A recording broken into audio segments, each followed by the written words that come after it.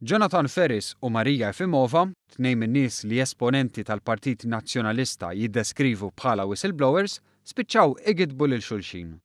Efimova, ir-Russa li ħarbet minn pajjiżna biex ma tweġibx quddiem il-ġustizzja, qalet ma' gazzetta Griega li meta interrogaw għall-pulizija fil-każ li għandha mal-Bank Pilatus, mal-pulizija kien hemm ukoll rappreżentanti tal-istess bank. Għax skonti, il-pulizija u ta' Pilatus huma ħbieb. F'dan il-każ kien Jonathan Ferris li mexxa l-interrogazzjoni u mistoqsi dwar hekk mill-Malta Today, Ferris qal li ma kienx hemm uffiċjali tal-bank preżenti.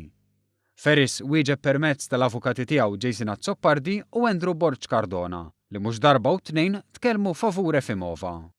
Qalu li sa fejn jiftakar Ferris qatt ma kien hemm uffiċjali tal-bank preżenti għall-interrogazzjoni u żiedu li f'ħidmietu Jonathan Ferris dejjem aġixxa fil-parametri tal-liġi.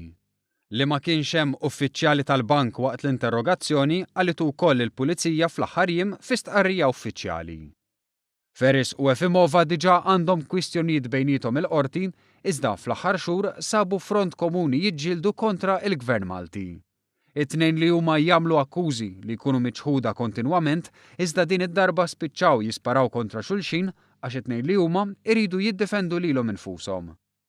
Din ma kienitx l-unika akkuża li għamlet Efimova li kellha wkoll mandati ta' arrest minn pajjiż ieħor Ewropew.